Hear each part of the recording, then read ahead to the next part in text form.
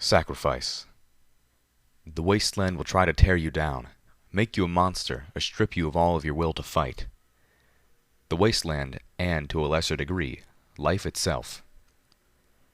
Every day is a struggle against the forces that attempt to compromise and erode anything good in your heart. It helps to have a cause, a purpose, but I've seen too many who have put their faith in those alone have been led grievously astray.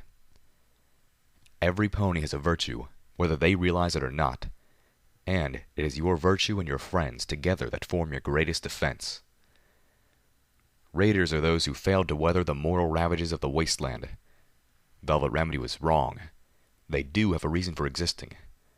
The wasteland is the cause of their effect. I had finally discovered my virtue. I should have realized it when I first looked into the mirror of my soul. Instead, I was too blinded by what I saw, a blood-coated and dying raider, to recognize what the mirror was actually showing me. The first time I truly acted in the spirit of sacrifice. The time when, even though I stood no chance of survival, I placed myself between a helpless caravan and what I believed to be a Pegasus raider intent on slaughtering them. That raider had been Calamity, and that act had initiated the first and closest friendship I have ever known. I should have recognized the truth in the mirror, but it took Pinkie Pie to help me see how to see. "You're just looking at it wrong," she told me, pointing to the mirror, but not to me, pointing instead to the approaching caravan and the family I was giving my life to protect. "Look behind you." My virtue is sacrifice. I believe in Pinkie Pie, in sunshine and rainbows, but of all the ministry mares, I think it has been Rarity, not Pinkie Pie, that I felt the greatest connection to. The mare whose last act was to save her dearest friend, who tore apart her own soul for those she loved. My feelings are not surprising, for sacrifice and generosity are closely tied. But generosity is a much grander virtue with a much wider scope. I am not generous. I've never given anything but myself, and upon my reflection, my sacrifice was often selfish, a vehicle to protect those I love from facing harm, even when it was their right to do so. My mistakes in Philadelphia are perhaps the most brutal example. After my final discourse with Red Eye, I began to realize that I had been like an overprotective mother, stifling the growth of those I loved. Only now was I finally learning to let it go. And still, it was the hardest and most painful thing for me to do. Sending my friends into battle against the Enclave without me, putting Ditsudu, the spirit of laughter and one of the most beautiful souls in the equestrian wasteland, on the front lines. It tore my heart out to not merely allow others to sacrifice, but to ask them to. No, I was not truly generous. I wasn't Rarity, not even Red Eye. Nor was I truly Apple Snack.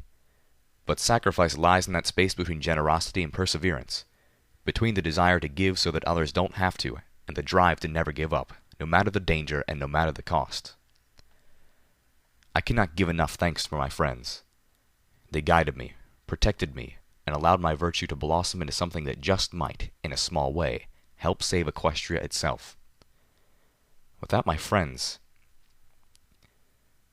virtues can become corrupted, metamorphosizing into dark and twisted shadows of themselves. This is a truth I have both seen in others and felt in myself. Without the fortifying strength of friendship, sacrifice becomes self-destructive, the sort of false nobility that drove me to blindly leave Stable 2, even though part of me believed all I would find beyond the door was oblivion. I quiver to think what I would have become, and what would have become of me, had I not met Calamity when and how I did.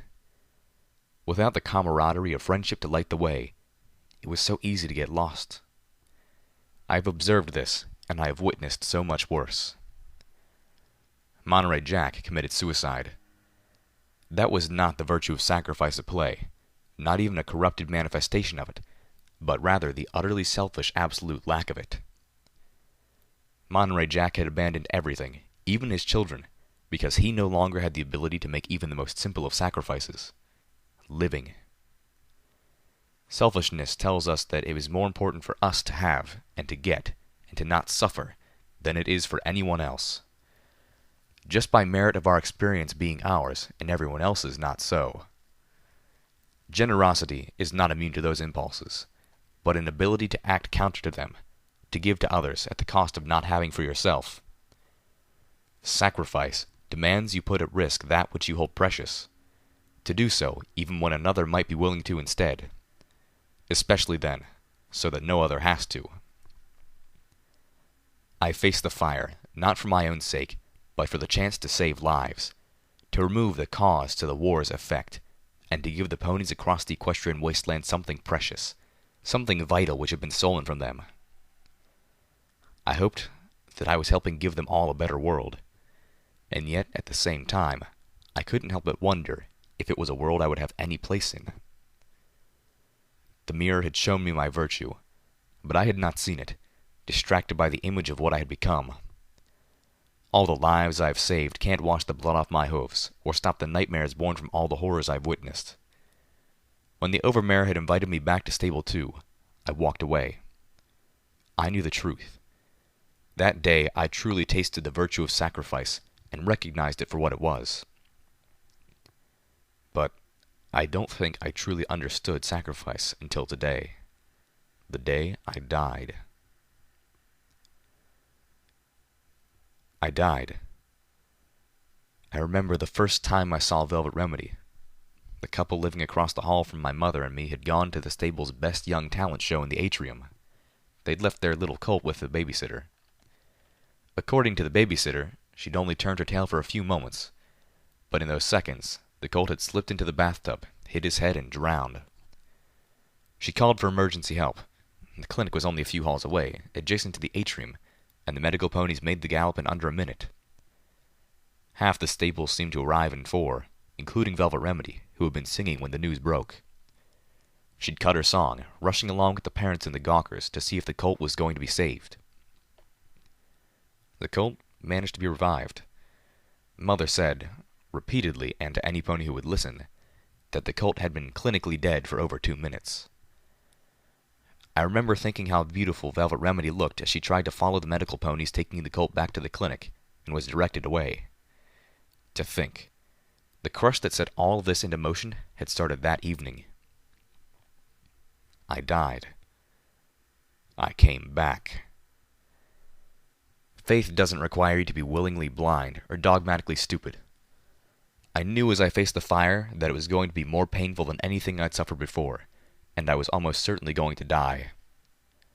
But I also knew there was a chance, if only just a chance, that death might be survivable. And Pinkie Pie had promised me sunshine and rainbows. Faith does require that you take risks. Sometimes you have to risk everything. Rarity had tried to burn the book, she insisted to Applejack after the other mare had called her on still having the black book. She had tried, even tried having Spike burn it, but all that accomplished was sending the book to Princess Celestia. The black book. A soul jar bound with a living soul. If it could survive the trip, soul intact, there had to be a chance, if just a chance, that so could I. Returning from death by incineration was, admittedly, more severe than coming back from drowning, and a whole league beyond regrowing a leg. I came back. Didn't I? Everything was darkness, like the nothingness I had once feared was outside the door of my stable home. The darkness was cold. I wasn't in pain, but I could feel myself breathe, feel the beat of my heart, the press of my clothing, and the weight of my saddlebags on my back. I also felt cold, polished rock beneath my hoofs. The room around me rushed into being the second I realized my eyes were closed, and in doing so, instinctively opened them. I swayed, hit with a tsunami of intense relief that left me feeling strangely euphoric, and more than a little foolish. I was in what I guessed to be a reception room. I chose to assume I was in the central hub of the Single Pegasus project. If this was heaven, it left a lot to be desired. If it was hell, well, then hell was pretty lame. I was in a sizable circular room with cool azure walls visible between cloud-white columns rising from mist-colored marble floor. Above me, clouds floated in patterns beneath a dome of hazy slate blue. The walls were covered in painted snowflakes, each with a beautiful clear gemstone set in the center. A shower of diamonds. There were railings, counters, and carved marble furniture, all covered with a glistening sheen of frost. The room was chilly, but not freezing. The frost itself was enchanted, radiating the cold that filled the chamber. The frost had slowly spread to cover much of the columns and patches of both the walls and the ceiling. In another 50 years, the entire room might have been covered. There were 2 exits. Behind me, a set of gabled silver double doors which matched the ones I had seen on the exterior of the central hub while I was banging on the shield. Opposite those grander doors was a single, small, unassuming door which must have led further inside. A lattice work of metal and icicles arched between the 2 pillars between myself and the smaller door. 3 huge monitors, each nearly the size of a pony, were mounted on the lattice work, their screens a dull, dead gray. A nearly identical latticework arched between the 2 pillars nearest the set of double doors. The icicles formed words between arching bands of silver. Winter vestibule. But, my little pony protested irrationally, it's summer. Against a far wall, I spotted a few empty wall vendors and a sunrise sarsaparilla machine. A bottle of sarsaparilla stood on the arm of one of the chairs, next to me, inches from the bones of a forehoof. The magical coating of frost on the chair had turned the liquid contents ice cold. All about me, collapsed on the furniture or scattered about the floor, were the skeletons of ponies. Those on the floor formed small islands of bone in the mist, maybe a dozen in all. I trod carefully. If my suspicions were correct, one of these skeletons might be the former body of the goddess Celestia. I winced as my hoof came down on the metal clamp of a clipboard. Looking down, I was struck by nostalgic memories of Calamity and Steelhooves joking about Stubbornite. A small smile played across my muzzle before I refocused my attention. Spike had, to my knowledge, never sent anything to any pony other than Princess Celestia.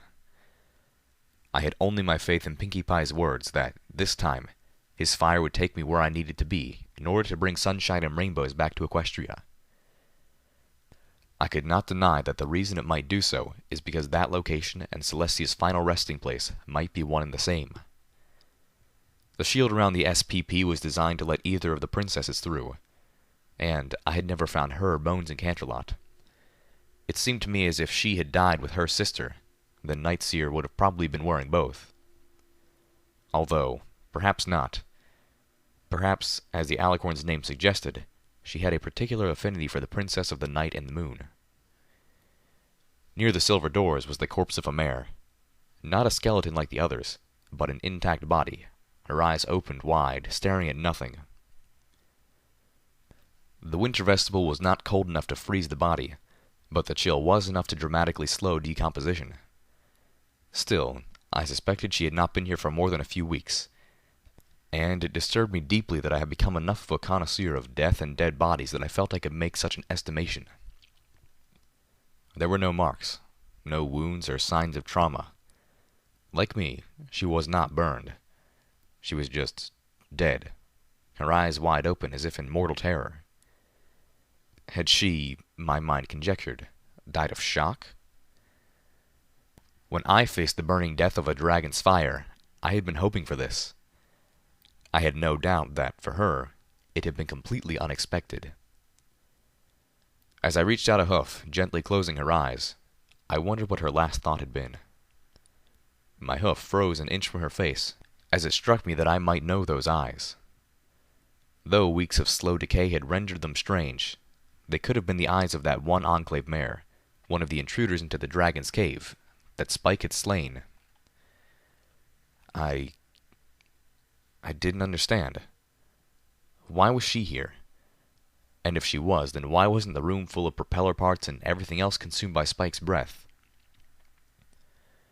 I stared at the decomposing body of the mare in confused dismay.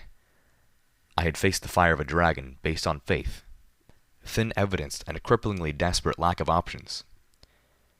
If she was sent here the same way, then something must have made her different, just as something had made me different. But she wasn't guided by a precognitive voice of the past. She wasn't a light-bringer. She wasn't even a message. But then, in a twisted way, wasn't she? Spike had certainly been trying to send a message to the Enclave. A dull pain began to thud in my mind as I thought about it. Did forces such as destiny, purpose, and intention play a part in dragon magic? If so, then it was not in the way ponies conceived of such things. Maybe they mattered in a more mysterious and nebulous existential way. I doubt Spike intended to send this mare anywhere, any more than he had planned to send the Black Book. I felt a sudden weakness in my knees as I glimpsed the breadth of my lack of understanding. I felt suddenly like I had taken my leap of faith without even grasping the idea of gravity. The chill of the room began to seep in as I stood over the Enclave mare, deep in thought. I recalled part of a tale Spike had told us. How a hiccup had sent a bundle of scrolls tumbling down on Celestia's head. It was an accident, but they were scrolls. Their purpose was to bear messages. The Black Book itself desired for its influence to be spread. Or maybe this dead mare wasn't who I believed she was, and I was just spinning nonsensical wheels in my head. How does she get in and out? I had asked Lionheart, looking at a pink warped glass ball which had once centuries before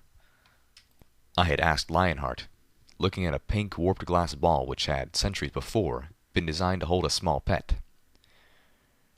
Dragon magic. I winced, an unpleasant ache in the back of my brain. Dragon magic. One more thing to add to the list of stuff that makes my head hurt. Right up there between Enclave politics and rock farming. But still below pony-pulled train engines. I finished closing the mare's eyelids down over her staring, lifeless eyes. Then, shuddering slightly from more than just the cold, I rotated about and started towards the small door. Even from across the room, I could see I was in trouble. The door had a cloud lock. If it was locked, and when was anything ever easy, then I couldn't open it. The cloud walking which had allowed me to make it this far wouldn't affect either my tools or my telekinesis, neither of which would interact with the clouds. My trot dropped to a slow walk, as I began to realize that I had come all this way, asked for so much from so many, and I might be stuck here forever in this cold, tacky room. The 3 screens erupted in life. Above me, glaring with an expression of cold and evil rage, was an ebony alicorn. Her vast black wings filled the screens from left to right. On the center monitor, her turquoise dragon-like eyes stared down at me with utter contempt from behind a helmet forged of bluish metal. "You trespass in the sanctum of Nightmare Moon," she said icily. "I give you this one chance to leave, as swiftly as your little pony hooves can carry you." I backpedaled in shock, my hoof stepping onto the ribcage of a skeletal pony, causing me to trip and somersault backwards, coming to rest awkwardly against the rotting corpse of the unknown Pegasus. Nightmare Moon. Or, I quickly suspected, a security system designed to emulate her. Rainbow Dash had formed the shadow bolts. It made sense that she might have drawn on similar iconography when designing the internal security of her ministry's greatest project. I planted my hooves firmly on the cool floor and glared back at the screens full of Nightmare Moon. I'm not turning back now," I announced. "You cannot continue," Nightmare Moon insisted. "And I will strike you down if you try. Turn back now while I'm still feeling generous enough to give you the chance." And exactly how would I do that? Was she going to drop the shield and let me out? A bar of static crept up the left screen, distorting Nightmare Moon's right wing. It didn't matter. I turned away from the 3 screens, casting my gaze about the room. I couldn't pick a cloud lock, but maybe I didn't have to. Maybe somewhere in this room there was a key. "What are you doing?" Nightmare Moon demanded. Ignoring you, the little pony in my head thought as I began to search the room. The cloud lock probably meant a cloud key. I had to find it while the spell persisted, and I would be able to pick it up with my hooves or teeth. Panels slid back from the frost-encrusted ceiling. Ceiling turrets dropped down, threatening but not yet taking aim. "Stop that!" The image of Nightmare Moon cried, insisting. "There's no other way inside. Don't waste your time." I couldn't help it. A smile broke across my muzzle. "Oh, but there is," I told her. "Know how I know? Because it's making you nervous."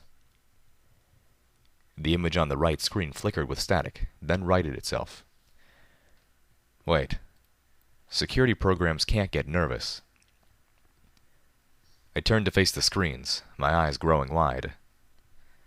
"Last chance," the face of Nightmare Moon warned me, full of regal anger. "Leave now." "No, I'm not leaving," I told her defiantly.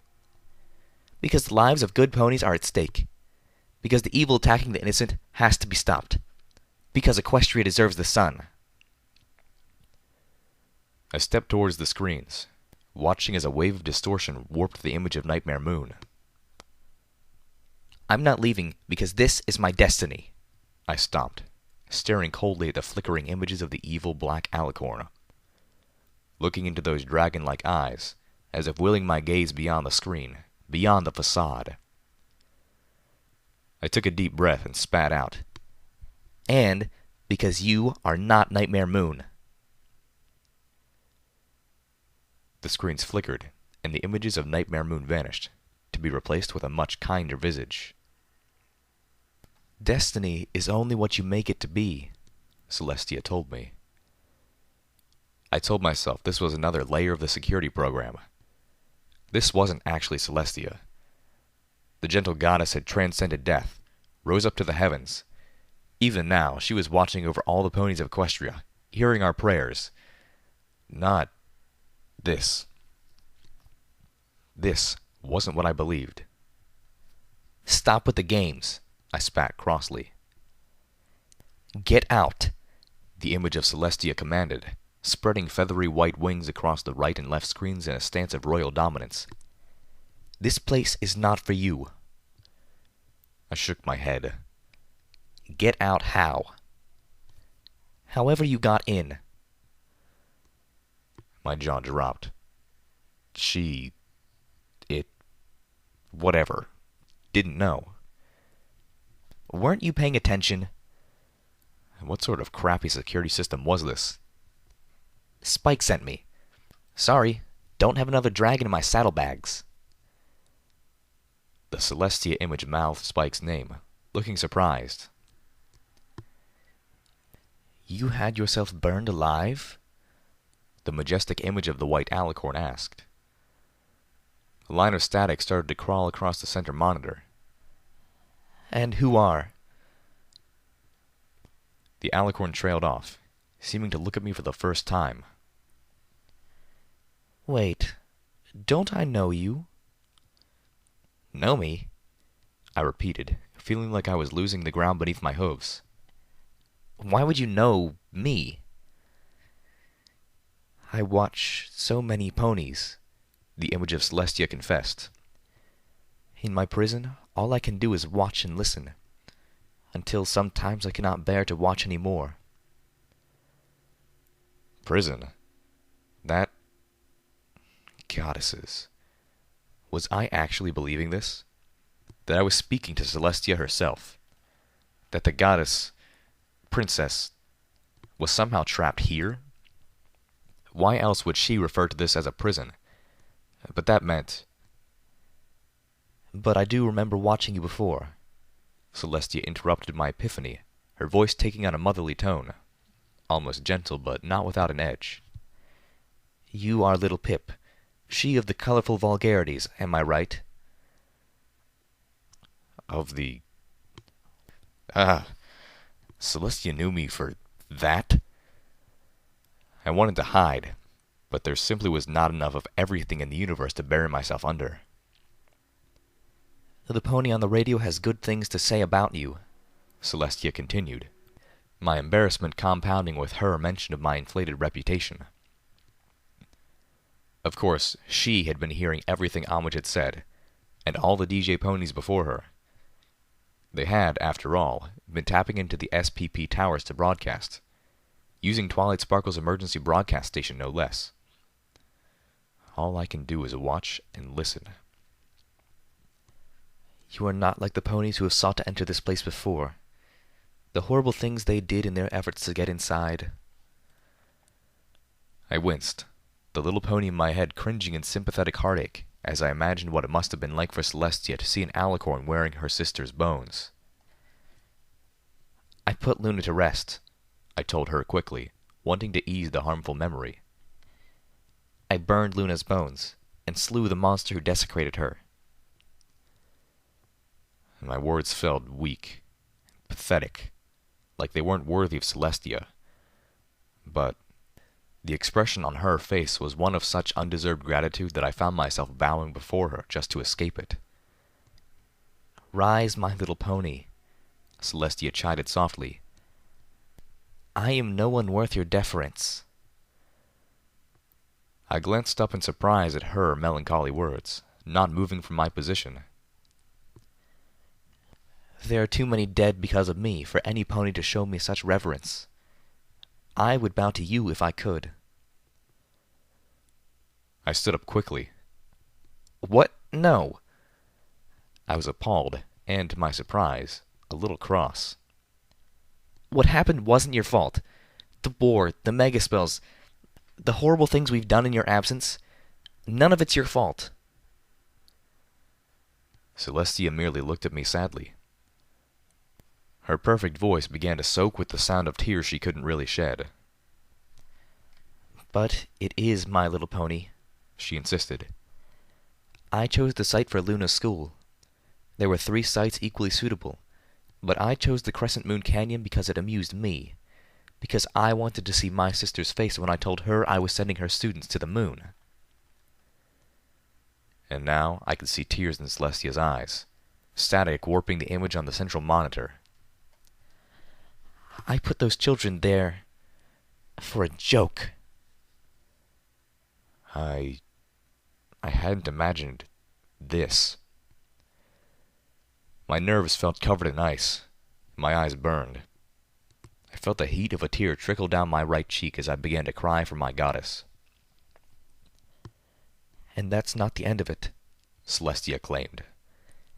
When the zebra struck, Luna and I worked together, holding up the shield, giving all of our subjects time to get to their stables, even though the cloud would kill us. We took shifts at first, each of us holding the shield while the other gathered healing supplies, then while the other just rested. Sacrifice. But my sister, Celestia's voice trembled, was younger, weaker, and no matter what I did, I couldn't prevent her from dying in my arms. Tears streamed down from her quivering lavender eyes. I held Luna until her body had grown cold. Goddesses. Goddess. Luna, have mercy on your sister. And then, stricken with grief, I flew away. I abandoned dead Canterlot, letting the shield fall, unleashing a fatal flood on the poor towns below. Applesnack died, I recalled, painfully, in the seconds that followed. He hadn't seen Celestia's flight from the royal castle, but that could be forgiven. He was focused on the horrific wave of pink coming to consume him. As terrible and painful as her confessions were, Celestia was not finished. I was blind with grief, with the loss of my sister. But as I flew over Whitetail Woods, I saw Zebra Megaspell missiles, 3 of them headed towards Canterlot. The zebras were not content to murder Luna. They intended to obliterate the city that had become her grave, to wipe the entire mountain off the map, to utterly erase her. I remembered the words of Steelhooves. I heard rumors in the days after the apocalypse that after the shield fell, the zebras launched megaspells to finally obliterate the city. But if that is true, then those missiles never reached their destination. Whitetail would. Cage used to call that the most poisoned place in Equestria. Timidly, I heard myself squeak. What did you do? I destroyed them, Celestia said, her sad voice taking on a hard edge. My grief turned to rage, and I tore them apart, reduced them to dust as I flew between them. Well, good for you, the little pony in my head said with an angry stomp. The blade of anger evaporated from her voice, leaving only regret.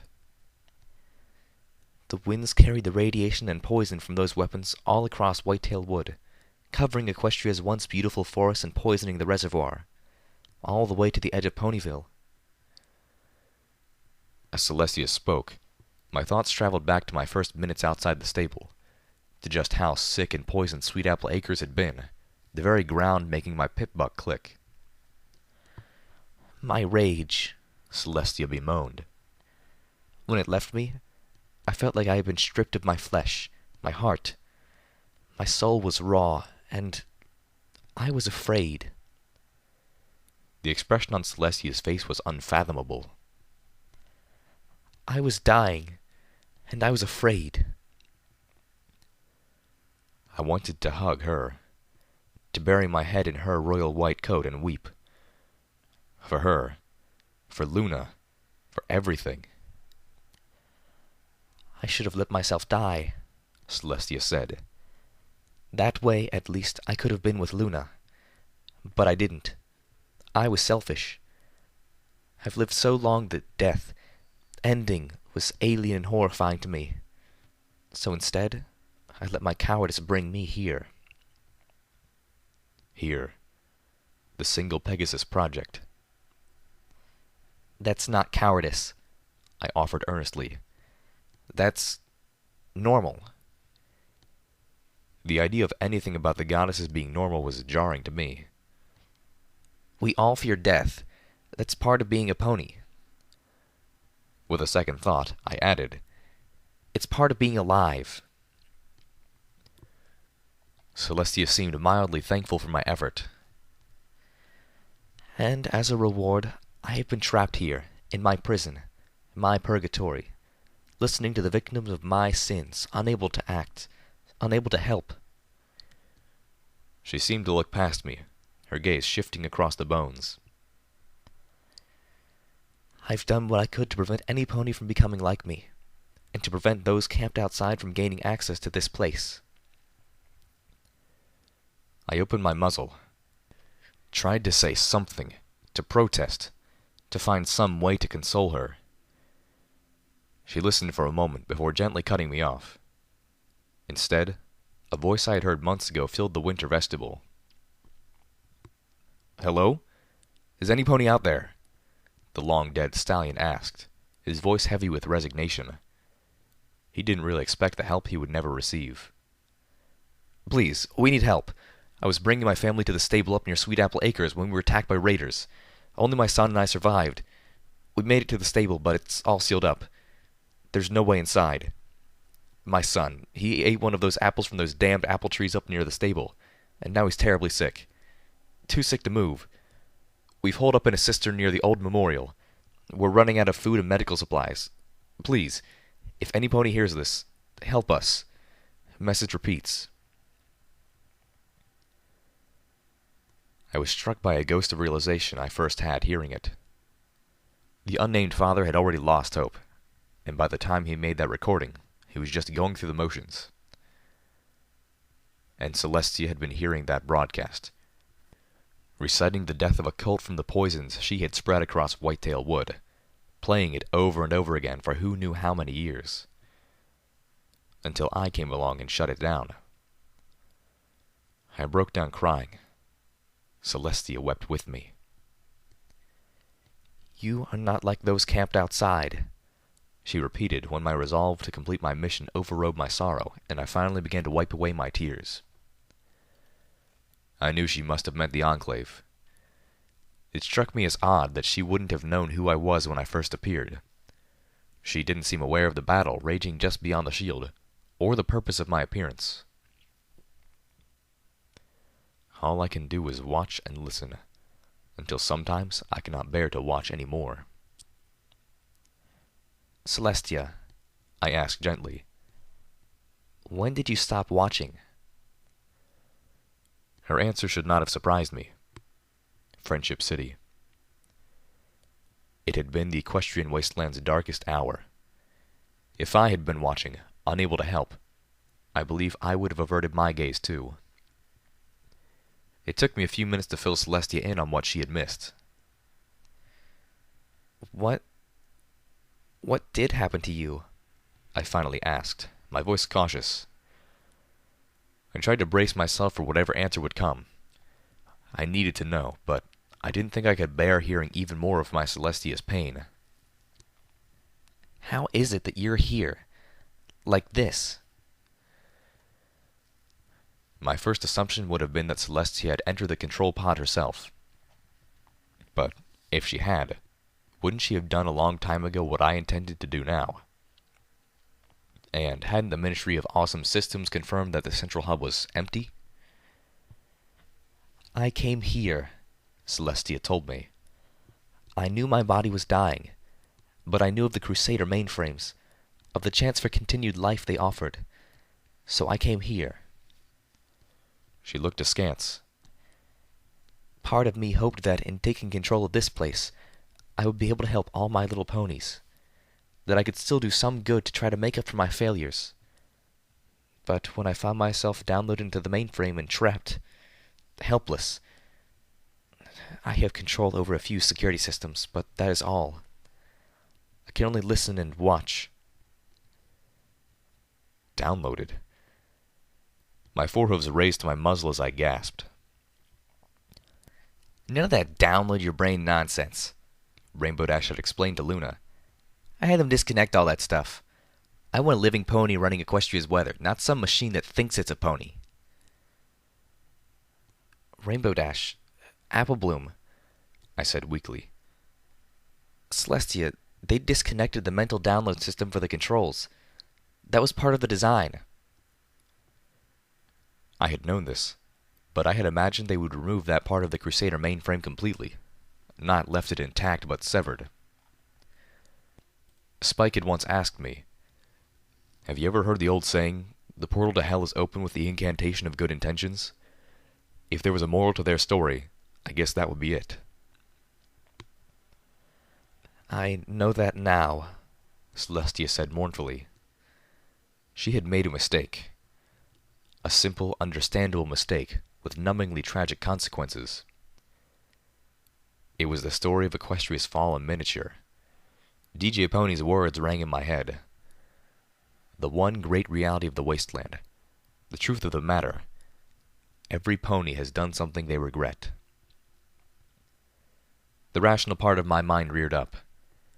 If that was what had happened, then this wasn't really Celestia I was talking to. It was just a program. Just the illusion of memories. Downloading your mind into a Crusader mainframe doesn't actually put you into the computer. It just makes a copy of your brain. The only way that... I thought of Elder Cottage Cheese and his unholy intentions. He had planned to truly live forever by not only turning the Crusader mainframe into a duplicate of his mind, but then transferring his very soul into the machine, using it as a soul jar. My face rose towards Celestia, my eyes opening in terrible realization as Rarity's words once again whispered through my mind. She'd tried to have Spike burn it, and all that did was send it to Princess Celestia. Princess Celestia had, for a time, been in possession of the Black Book. You... I stared, aghast.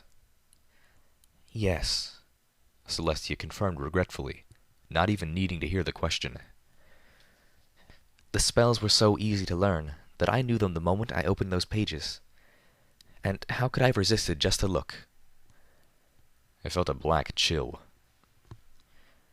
When you live as long as I have, boredom becomes an enemy, she explained. In its own way, as dangerous to me as discord, especially when I was alone. Celestia sighed. In the centuries after I banished Nightmare Moon, I turned to learning everything I could about the mysterious, the secret, and the forbidden. I even learned tidbits of zebra alchemy and dragon magic, those few things which a pony such as myself could possibly perform. Later, I even built a school to teach those things, the things that I knew were safe, at least. Dragon magic? Was that how she sent scrolls back to Spike? I couldn't help but ask. Yes, she told me with a nostalgic smile. I learned that from the dragon you now know as Mouse. She continued. The secrets of the Black Book were a temptation that played on centuries of habit. No wonder the shield around the SPP central hub was so invulnerable. No wonder it had lasted so long. It was being powered by Celestia's soul. Another thought occurred to me. This was it, then. I was never getting out. Not that I had ever intended or suspected I would, but, in the very least, I couldn't leave until the threat of the Enclave was dismantled entirely. It did no good to end the war today, if it just started again tomorrow. Still, the reality of my eternal incarceration was like a heavy blanket. Yet, still, I held my head up. I would never see my friends again. I was going to be hated and villainized by the Pegasi. But it was all going to be worth it to bring the sunlight back to Equestria, to stop the Enclave. Hell, it would be worth it just for Silverbell to get to see real rainbows. I stepped towards the door. My only regret was that I wouldn't be with Homage ever again, that I wouldn't be able to hold her one last time. I stopped, looking up at the screens. Can I see them? I asked. My friends. From in here? Of course, My Little Pony. My heart leapt. The little pony in my head was bouncing around with unexpected anticipation. My first instinct was to ask about Homage, but I had a friend for which I felt a much more pressing concern. Please, Celestia, I begged. Show me Ditsy-Do. Show me what happened to her. I need to know if she's all right. Princess Celestia vanished, her image replaced by scenes of the Battle of Philadelphia. Each monitor showed footage recorded by the SPP towers, 2 showing recent events, while the third played in real time. I watched as Ditsy-Do, like a golden green light of hope, rose out of the Philadelphia crater and flew up through the clouds. And I watched as she came back, her sonic rad-boom clearing the skies over Philadelphia, allowing the rays of Celestia 1 to strike. I watched as she fell, and I cheered when Lionheart caught her. On the central screen, I could see Ditsy-Do, right now, standing on the overturned hulk of a chariot, gazing wall-eyed over a sea of scrambling slave ponies, her blackboard in her teeth. This way to freedom and muffins. Beyond her, a gaping hole had been torn in the wall, the wreckage from the barrier used to bridge the moat of toxic sludge. Lionheart was standing beside the passage to freedom. Near his hooves, a dozen monsters from the sludge moat lay dead, their pink-tainted corpses surrounding a triumphant-looking white field mouse. Thanks, Celestia, I said without thinking. Then, blushing, I asked, Show me Zenith? The screens changed. I watched my zebra friends infiltrate Philadelphia until she had reached Stern. I saw the fight that began on the rooftop of the Ministry of Morale, and that ended on a gabled rooftop on the far side of the city. I looked on as, right now, Zenith lay bleeding and barely conscious under the cover of a cave formed from rubble as her daughter, the Doctor of Glyphmark, tended to her wounds. In the background, the sky erupted with light as a concentrated sunbeam flared down from the heavens and detonated an Enclave bombing wagon. If Celestia 1 was working, then that gave me hope for my other friends as well. Could you show me Reggie, please? And Lifebloom? The monitors replayed the sight of God's griffins clearing the sky over Tempony Tower, interspersed with glimpses of the Twilight Society. Celestia was somehow able to show me the inside of the Megaspell chamber even, The left hoof monitor was showing God and Reggie as they flew towards the roof of Temponi Tower, supporting a wounded Blackwing between them. If I do become arbiter of a new Canterlot Republic, God was telling the wounded Griffin, I would be honored to have you on a co-council. Don't you think you should choose a pony for that? Blackwing suggested. You wouldn't want to give the impression that Equestria is under Griffin control, would you? It took me a moment to realize that they were missing someone. I turned to the other monitors in time to watch the fight begin. I felt a sharp pain as I looked at Butcher and realized she wasn't going to survive. I gasped when Reggie was struck by the poisonous tail, and I whooped when she shot back up through the clouds with little Gilda.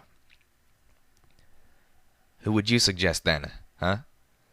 God asked on the left screen as their surviving trio neared the rooftop. A pony galloped onto the roof to greet them. I heard Reggie's voice. Lifebloom. Enough, I said with a wave of my hoof, not needing to see any more. Those who survived the fight would recover, but we had taken losses. I knew we would, but that didn't lessen the hurt. If anything, we had gotten lucky that it wasn't much, much worse. Show me Velvet Remedy? On the central screen, the beautiful charcoal-coated unicorn was singing into a headset as she trotted between wounded Enclave soldiers lined up inside the protective barrier generated by several green alicorns. She had set up a triage for the enemy, helping out every pony wounded in the battle. As I watched, a purple alicorn teleported to inside the shield, bearing another fallen soldier. Velvet Remedy interrupted her song once again, rushing to the wounded Pegasi's aid. The side monitors displayed how Velvet Remedy had taken over the broadcast center. Not a single shot fired or a pony wounded. I had never felt more proud. Joyous. And yet, my knees felt weak, and a nervous sweat broke out over my body as I asked timidly, Celestia, please, show me homage. This time, only a single screen lit up with a view of the wasteland. Celestia reappeared on the other two, watching me tenderly. I could see contrails of black smoke in the sky. The camera shifted downward, zooming in on a ridge of rock. Amongst the rocks was a small cave, little more than an indentation that some pony had built ramshackle walls into, and sparse furniture, all scaled for very small ponies. A little sign was nailed to the front, the word clearly painted by a young foal. Rockopolis. No fillies allowed. Through the almost rectangular window, I could see a very dirty, very haggard homage, her mane in filthy tangled strings curled up amongst a few empty cans of century-old tomato paste. Hiding. I couldn't move. I couldn't breathe. Then, and possibly, homage shifted. She looked up, right up at the camera that was high on the tower, so far away that she couldn't possibly see it. Her muzzle opened, and she mouthed the words, I love you, Littlepip. I broke down crying again. Homage has been using the towers for a long time, Celestia reminded me. She knows of them. And somehow, my homage, the mare who had seen ghosts, found weapons from space and had encounters with strange ponies who lived in blue boxes, could feel that she was being actively watched. My horn glowed, and I floated up to the monitor, pressing my hooves against it, just trying to be closer. I made it, I told her. I burned alive, but I'm okay. She can't hear you, Celestia said. I lowered my hooves, still floating next to the screen as I drank in the sight of the mare I loved. With that, Celestia informed me, I could send you back. A portal of green dragon fire erupted in the room behind me. Back to Spike. You could be with her tonight. What? I fell back to the floor with a thud. I couldn't have just heard that right. But I had. The green fire behind me, Celestia explained, was like that which she had once used to send messages to Spike. Once I burned to death again, Spike would literally burp me out, alive and whole. Indescribably painful, but efficient, and a little bit gross. Now that you know how to get here through Dragonfire, you can return to your friends and your loved ones, Celestia offered me.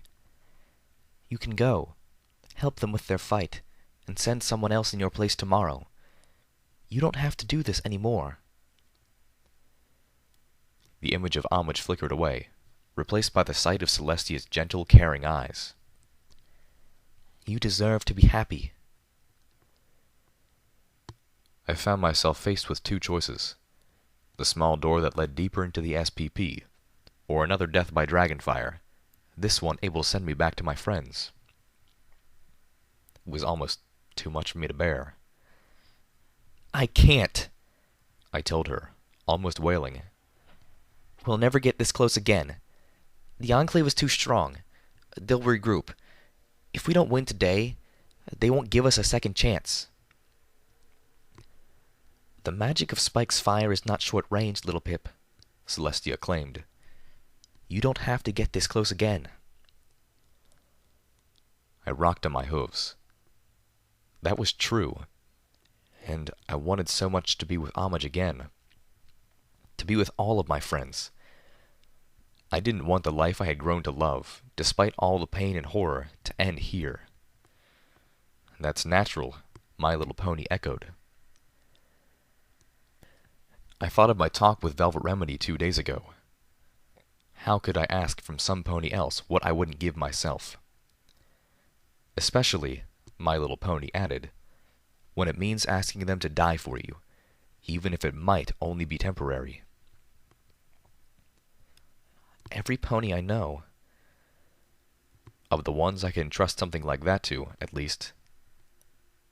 They all deserve to be happy too, just as much or more than I do.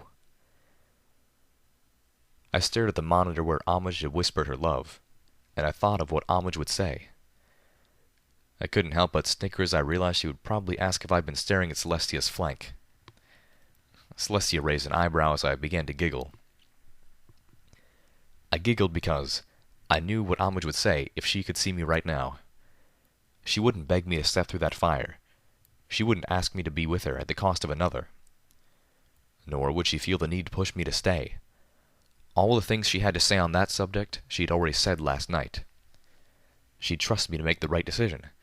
No need to hammer the point. You're laughing. I nodded, failing to stifle a chortle.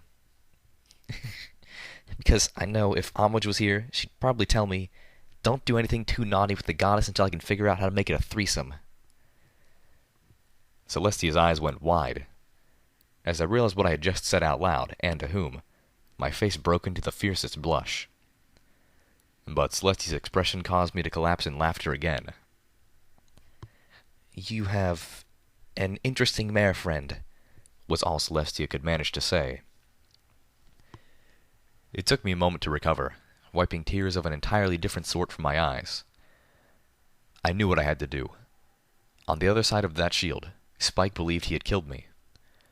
I couldn't imagine what he might be feeling, or how he would react when my friends rejoined him. I couldn't leave him like that. Concentrating, I floated up the clipboard, searching for ink. Finding none, I shattered the Sunrise sarsaparilla bottle with a hoof, and used one of the shards of glass to draw blood, ignoring the slight pain. And compared to burning alive, a small cut was nothing. Then, using my blood, I began to write a message. Dear Spike, I'm alive. I'm inside with Celestia. Thank you.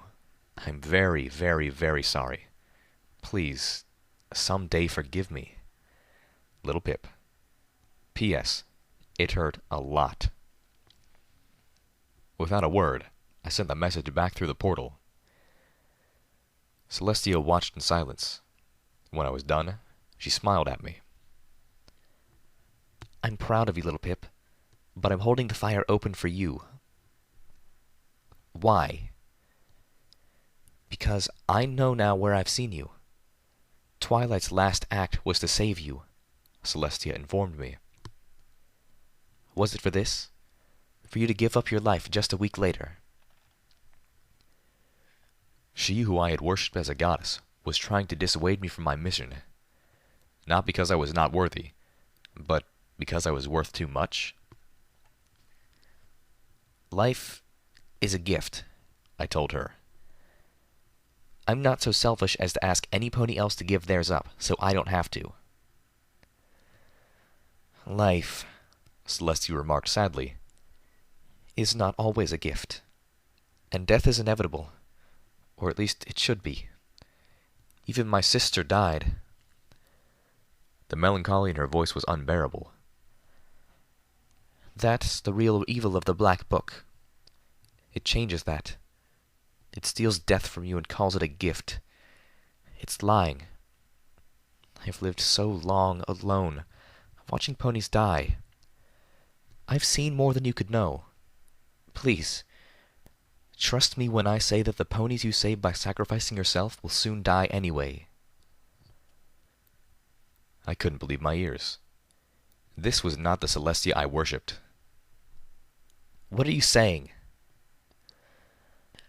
I'm saying, isn't it better for the gift of a slightly longer life to be given to those who have truly earned it, who deserve it the most? Isn't it better to hold on to those you love? As hurtful as it was to hear those words from the one who was supposed to be my gentle and loving goddess, she wasn't without a point. And if the war I allow to continue today should kill Homage tomorrow? I asked. Or kill the pony another loves, somebody else's Homage? How could I live with that? And how deserving would I be of another day? How could you even ask? I could hear the undercurrent of pain in Celestia's voice. I suppose I've always played favorites. I thought of her favorite student. And what would Twilight Sparkle do, if given this choice? I felt immediately awful for invoking Twilight, realizing how much that must hurt her. What right did I have, particularly after what I had done? Celestia fell silent. I wondered if I had driven her away, for whatever quality of away her prison allowed her. When Twilight was younger, she wanted to do what you are doing. She wanted to brave the Everfree Forest alone, to not risk any pony else. Celestia had told me. Her friends would not let her. After that, I'm not sure. I'd like to believe that she'd stay with her friends, and they would work a way through it together. But the ministries. I felt a flare of protective anger. Was Celestia suggesting my friends had failed me? Or was I reading too much in those words? But even her friends, I pointed out, were also willing to step back and allow her to do what she had to do, even if that meant, for a moment, leaving her vulnerable. And you know what happened, Celestia replied gently. Twilight was always weakest when separated from her friends, and you will be too. I felt the presence of the statuettes in my saddlebags. They were stronger together. Better. Oh, goddesses, or goddess, as the case seemed to be. I began to understand, not just what Celestia was saying, but why she was saying it. I began to grasp why Celestia had become so different from the goddess whom I prayed to. Celestia, I began cautiously. How long have you been without your friends? How long have you been alone? Again, Celestia was silent.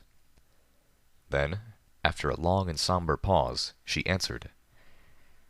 Longer than I've been here. You don't have to be any more. Littlepip. The eyes of the alicorn on the screens widened. No pony should be alone, Celestia. Not even one like you. Ponies need friends. They need the magic of friendship. Without it... I trailed off. The ponies of Equestria had lost their son in more ways than one. But I could change that. I'm here, and I'm not leaving you. Celestia said nothing. The green flames evaporated. The small door unlocked and opened, revealing a short hallway leading to another door. Inside the hallway, a small alcove held the download device. The metal helmet, encrusted with lights and gems, was laying next to the long-horned skull of a large winged pony skeleton. A Celestia skeleton. I took a few steps forward, then stopped. Focusing, I wrapped the bones of Princess Celestia in my magic, and floated them out into the winter vestibule. Please, as you did for my sister, Celestia requested. It took me a little while to find a way to set the bones on fire, but eventually the pyre crackled. I realized I would need to do the same for each of the skeletons in here before I settled into the control pod. But I could burn all of those together. Celestia's bones deserved the honor of their own fire. Sitting beneath the monitors, I watched the funeral, Celestia watching with me. I was startled when a mechanical whine started somewhere in the central hub, and hidden fans began to suck the smoke from the room, replenishing the winter vestibule with fresh summer air. Between the fire and the air, the enchanted frost began to melt, and the fog on the ground faded away. Finally, I stood up again. It was time. As I walked into the hallway, Celestia opened the final door. The Crusader mainframe of the Single Pegasus project reminded me of a tree. The large central stalk glistened with running lines of mystical energy. Lights blinked in arcane sequences along branches that stretched out from the trunk, connecting to smaller mainframes that lined the walls. The metal oval of the control pod was nestled amongst root-like conglomerations of wires. It struck me simultaneously as being like an egg, fallen from a nest and cracked, and a rabbit hole, dug into the base of a tree, leading to mysterious places. 3 other doors marked cardinal points. The writing above them claimed they led to spring, summer, and autumn vestibules. A stray memory flitted through my head like an errant butterfly. "Okay, here's another one," Spike had said, telling us stories of his long-gone friends, the Ministry Mares. "This is the story about Twilight Sparkle's first winter wrap-up." "What's a winter wrap-up?" Calamity had asked, just before the shaken-up Sparkle Cola had passed to him hosed his face. I chuckled as I remembered his expression. In the aftermath, Spike had explained that normally in Equestria, the changing of the seasons had been accomplished in part by magic. Later, I had heard Rainbow Dash bemoan the need to abandon the war effort once a year to help with the winter wrap-up. Somehow, I had forgotten the scope of what the Single Pegasus project was designed to do. One part of the winter wrap-up, the part Applejack had always been in charge of, was planting seeds for the next year's crops. Even that, I realized, was under the Single Pegasus project's purview. That was, in fact, part of what the Enclave had hacked into, altering it to fit their needs. Cloud seeding. And this was going to be one big responsibility. I lifted the hatch to the control pod, looking inside at what would be my new home. The interior was plush, comfortable, and like a cloud, but solid, just in case the operator wasn't a Pegasus, I suspected. Likely thanks to the oversight of Applebloom. The headset looked an awful lot like the one in the hall. But there were enough differences to distinguish the two. No flashing lights. Quite a few more gems. I concentrated, my magic unfastening my saddlebags and letting them drop to the floor. As I removed my armor, I opened those bags for the last time, floating out the small number of keepsakes I had brought with me. Treasures full of memories and ghosts. Calamity's hat. The Fluttershy orb from Velvet Remedy. The drawing by Silverbell. Gifts from my friends, all of them. One by one, I set them down in a circle on the interior edge of the control pod. I wanted them close to me while I slept. Little Macintosh. The statuettes of the Ministry Mares. I never did learn what finally happened to Rainbow Dash. My Little Pony mused. Probably for the best. It's good that there are still some mysteries left in the world. The ashes of the filly from Friendship City. And finally, orb number 8. The last one I set next to the headgear. The very last thing I would do before closing the hatch and sliding into a controlled coma was to watch it. I knew it would take precious time, but never seeing it was one sacrifice I wasn't willing to make. I wasn't quite a paragon of my virtue after all. I looked at Calamity's hat. The memory from our first visit to Spike's cave had reminded me that there was one friend I hadn't looked in on yet. Princess Celestia, if you would, I asked as I trotted back into the winter vestibule. Show me Calamity. The screens changed to pictures of frantic battle. On one screen, Calamity was dodging pursuit as he tried to plant explosives in the New Hope solar array.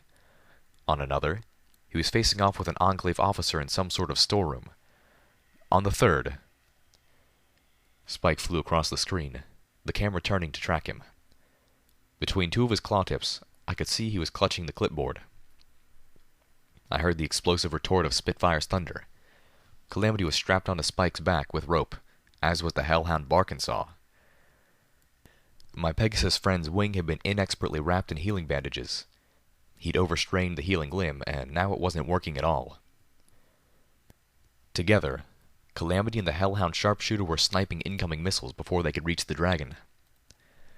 "If Littlepip's okay, then let's get Velvet and get out of here," Calamity shouted as he fought to reload. "Fall back to y'all know where." Blood dribbled from Spike's destroyed eye. A painful grimace crossed his bloodied snout. "The Enclave know me," he growled despondently. "They know where I live. As soon as word gets out, they're going to retaliate." Calamity understood the severity of Spike's tone when he said, "They'll hit the cave, with everything they can." My heart skipped a beat. The Gardens of Equestria. "Yep," Calamity said grimly. "And that's why we're pulling everything we got back there. Form a line of defense." As Spike banked to avoid a barrage of plasma fire, each bolt wider than a pony, Calamity scrambled to not drop the anti-machine rifle. "All we gotta do is keep 'em out till Littlepip can clear out the clouds. After that, we got Celestia 1 as defense." I felt a surge of panic and fought it back down. It would be hours before they even got back to Spike's cave, longer before the Enclave could regroup. But the sense of urgency that I had somehow allowed to slip had finally returned in full force. "Celestia," I asked, realizing how much more there would be to do. "Will you help me?" "Of course, Littlepip." I walked out of the winter vestibule and back into the small hallway. I paused at the alcove with the downloader. "They won't understand," I said, realizing it not for the first time. "The Pegasi especially. They won't understand why." Not that it mattered. I was trying to do the right thing for every pony, for everyone, the only way I knew how. I heard Scootaloo's voice in my memories. "This isn't our Equestria anymore. It's not the happy, safe, pleasant world any of us grew up in. I don't understand how it could have gotten this way.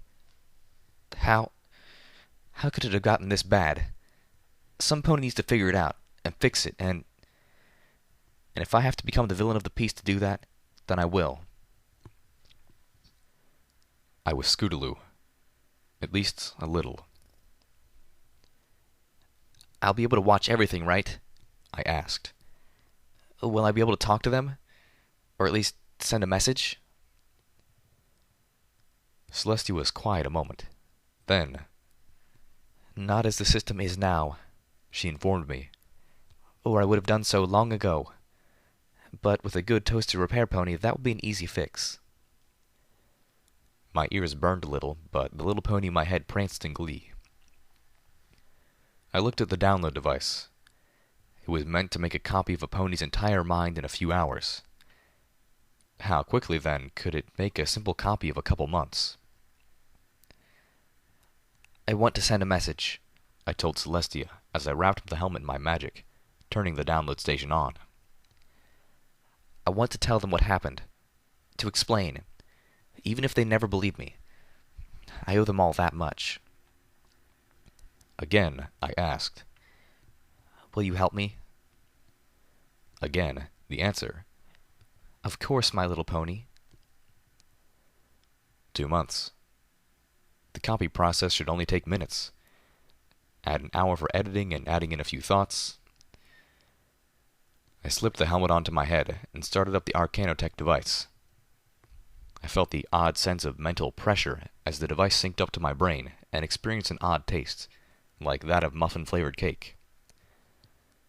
I took a deep breath as I tried to figure out just how to begin. Then, I began thinking. If I'm going to tell you about the adventure of my life, explain how I got to this place with these people, and why I did what I'm going to do next, I should probably start by explaining a little bit about pip bucks.